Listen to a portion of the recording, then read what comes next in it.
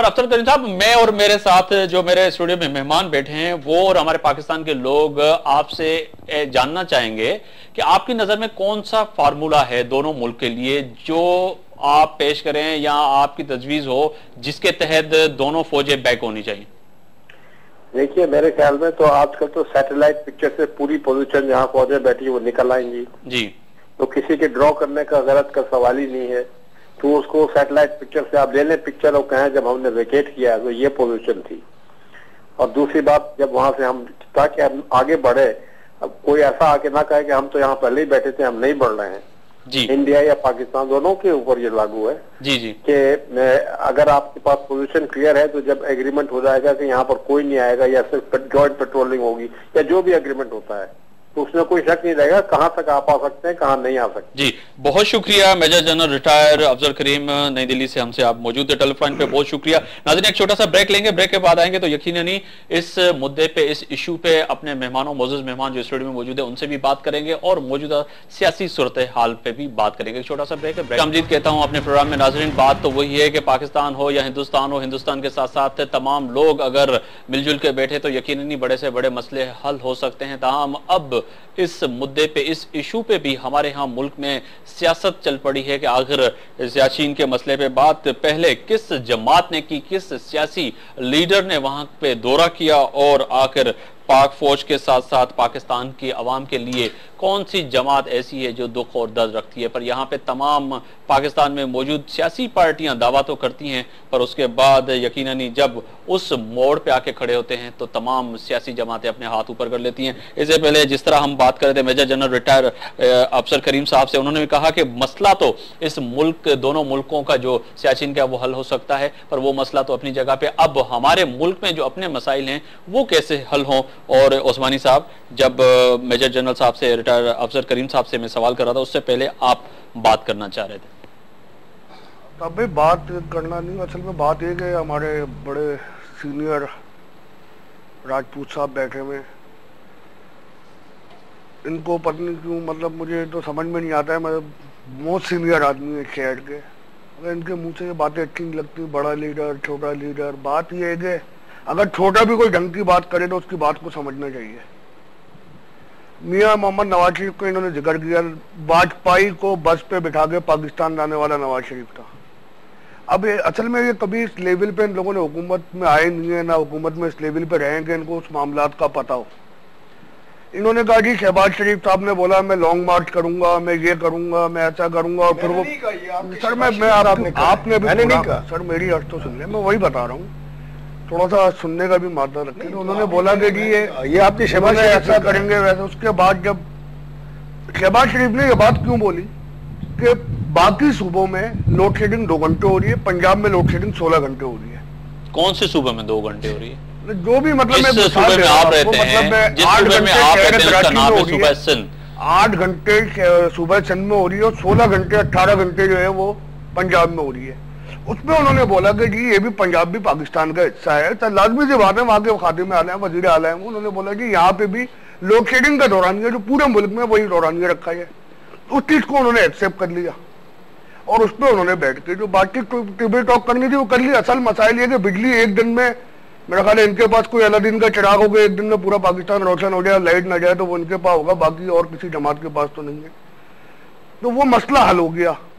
अब भी शहबाज साहब ने ऐसा बोला, मतलब मैंने आपको क्या बताया कि इनको फोबिया हुआ है, ये घबराए हुए। इसमें देखें फोबिया की कोई बात नहीं, आप देखें ना, अब आप उस मसले पे, आप इतने समझदार आदमी हैं, मेरी यार सुने, आप मेरी तो पब्लिक के सामने बोलने में मैं खामोशी से सुन रहा हूं। आज ये बराए मेहरबानी ये फोबिया और ये इन चीजों से आप सर मैं आपको वही तो बता रहा हूँ, एक संजीदा प्रोग्राम है आप, और इस संजीदा प्रोग्राम का बात करिए, मेरी बात सुन ले, पूरी बात सुनी, मेरी बात सुन ले, मेरी आप अपने लीडरान को जाकर तो खुश कर सकते हैं लेकिन अवाम को कोई मैसेज नहीं दे रहे। मैं यही बताना चाह रहा हूं, अवाम को कोई मैसेज नहीं बताना चाह रहा हूं सर। फोबिया किस बात का फोबिया यार?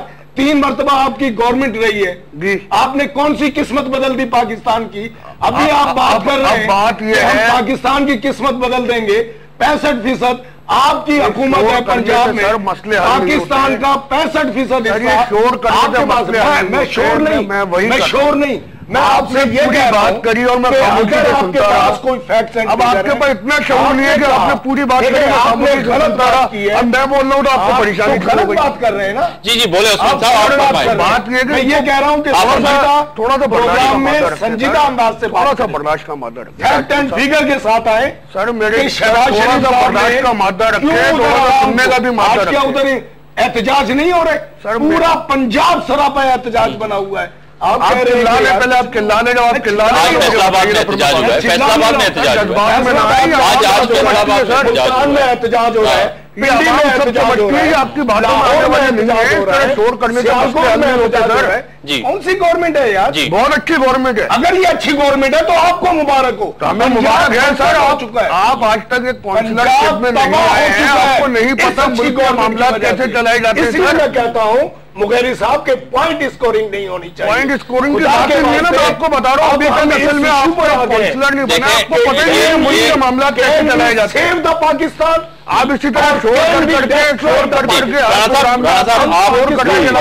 राजपूत साहब, उस्मान साहब, राणा साहब की तरफ आऊंगा। राणा साहब बड़ी अच्छी बात की थी सर, पहले मेरी बात चले जाते हैं। होने दें। मेजर जनरल रिटायर्ड अफजल करीम साहब ने जो बात की कि मुद्दा जो भी है वो हल होना चाहिए, क्योंकि आज इतना बड़ा जो ये जदीद दौर है उसमें सब चीजें वाज़ेह पड़ी हुई हैं। बिल्कुल सही, क्योंकि वो टॉपिक से बिल्कुल हम हट नहीं। हमारा प्रॉब्लम ये है कि यहाँ जो सियासी पार्टियां हैं वो मेरा ख्याल है सीरियस नहीं है मामलात में, वो अब अपने पॉइंट स्कोरिंग की तरफ चले जाती हैं और दूसरे मामलात की तरफ घिसट जाती हैं। Let's be on the topic. आज लाशों से शुरू हुआ, आज मासूम मरे हैं, फिर हम शहबाज शरीफ और इधर उधर चले जाते हैं। शायद हम सीरियस नहीं है। वो तो हमारी खबर है, क्योंकि लाजमी है कि जब 11 लोग आपके शहर में मारे जाएं तो ये यकीनन ही उनको भी याद करना चाहिए। मसले पे जो अखबारों में छपा है और जो बहुत सारे इंडियन टीवी चैनल्स ने और बातें की हैं जी, अगर वाजपेयी साहब मनमोहन सिंह ये आना चाह रहे थे जब चीफ जस्टिस का मसला हुआ था 3 नवंबर वाला, उससे पहले आना चाह रहे थे, उनका प्लान था। और उस पे मेरी इतला के मुताबिक और खबरों के मुताबिक सिर क्रीक पे और सियाचिन पे तकरीबन फैसला हो चुका था और उस पे साइन होने वाले थे, लेकिन वो इस वजह से ना आ सके कि वहां डिस्टेबलाइज हो गई थी गवर्नमेंट और हंगामे शुरू हो गए थे। और इस दफा जरदारी साहब का जो विजिट था उसमें भी ये बात तय हो गई थी कि इन 2 मामलात को हल कर लिया जाए, क्योंकि इसमें बहुत काम हो चुका है। अब बड़ी अच्छी बात ये हुई है, अब ये तो बहुत बुरा हुआ कि हमारे इतने फौजी शहीद हो गए और ऐसी जगह पे शहीद हो गए, लेकिन शायद इंडिया इस बात की तरफ देखता है कि जो बात गवर्नमेंट कर रही है, सियासी गवर्नमेंट कर रही है, उसको फौज की कितनी बैकिंग हासिल है। तो आज हमारे सिपा सालार ने ये बात करके शायद मामलात को और सही समत में धकेल दिया है कि जी ये मामलात हल होने चाहिए, ये बहुत ड्रैग हो गया, बहुत आगे चल गए। ये तो बात तय है कि अब इसमें इन मामलात को हल होना है, पीपल टू पीपल कांटेक्ट होना चाहिए, हमें अपनी कॉन्फिडेंस बिल्डिंग मेजर्स की तरफ जाना चाहिए और इसमें 2 चुके हल हुए पड़े इनको कर लेना चाहिए। इससे बहुत सारे मामलात होंगे, हमारी फौज पे जो अखराजात हो रहे हैं वो भी कम हो जाएंगे, उन पे भी कम हो जाएंगे। तो इसको टेक्निकली ये मामले को देखने की जरूरत है। वो मेजर जनरल साहब ने जो कहा है बहुत अच्छा कहा है, उन्होंने कहा ये बातें पहले से तयशुदा है और तय करना कोई बड़ी बात नहीं है। अब मैं आता हूँ ये एनर्जी कॉन्फ्रेंस पे, सॉरी मैं अगर कमेंट करना चाहूँ करें, क्योंकि देखिए बात तो वही है कि इश्यूज तो सारे हमारे ही मुल्क में है और हमारे इश्यूज है, चाहे वो एनर्जी क्राइसिस हो या लाइन ऑर्डर की सिचुएशन हो। ये बात है कि हमारा एक परसेप्शन होता है कि भाई अगर एक चीज पे एक पार्टी किसी की मुखालिफ है तो वो जानी दुश्मन है। हम पार्टियों की दोस्ती और दुश्मनी को लोगों की दोस्ती, एक नफर फर्द की दोस्ती और दुश्मनी से तशबीह देते हैं कि अगर मेरा उससे इख्तलाफ है तो फिर मैं सारी चीजों से इख्तलाफ करता हूँ।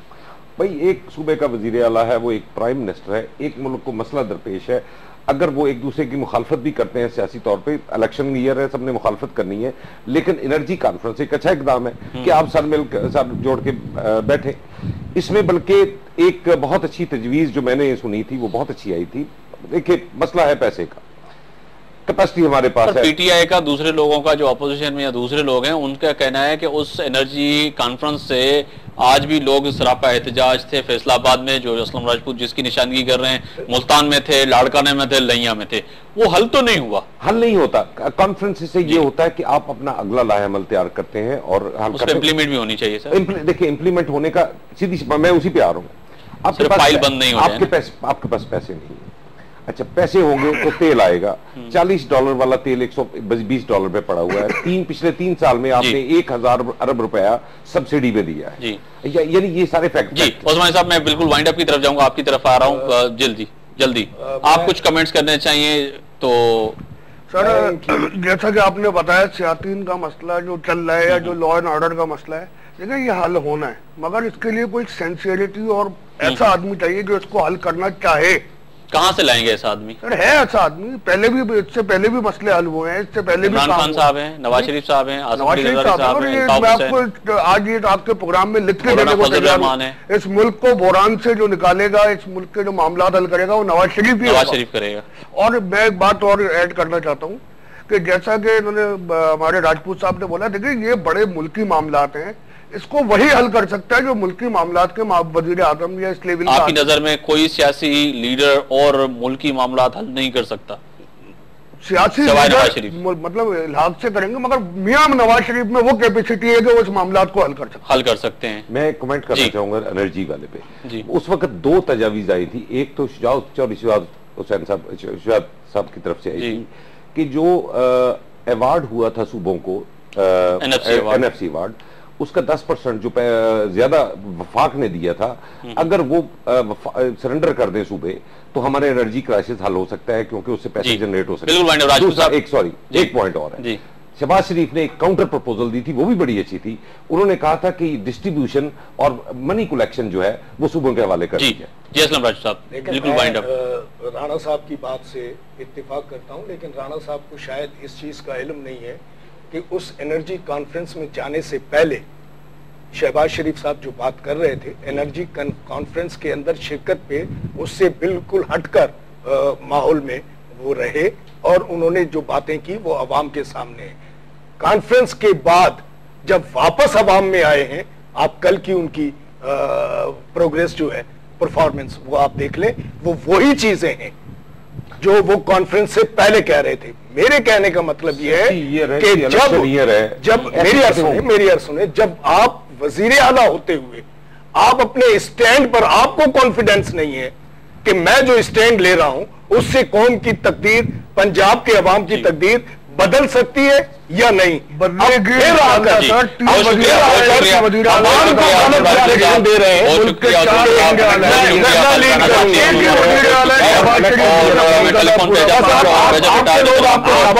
करीम साहब, उनका भी बहुत शुक्रिया करूंगा कि उन्होंने टाइम निकाला, पर बात वही है कि मुल्क की, कौम की जो है तकदीर आखिर बदलेगा कौन। तमाम लीडरों के होने के बावजूद आज भी हम उसी मोड़ पे खड़े हैं जहां पर आज हम सोचने के मजबूर हैं कि हमारे पास एनर्जी क्राइसिस कब खत्म होगा और मुल्क के अंदर जो इस वक्त लाशें गिर रही हैं वो कैसे मुल्क में जो है दहशतगर्दी का खात्मा होगा और मुल्क की फौजें आखिर जो इस वक्त सियाचिन के जैसे अहम जो है मकाम पे फंसी हुई हैं वो कैसे उधर से निकल सकें। इस पे आप भी सोचिएगा, मैं भी सोचता हूँ।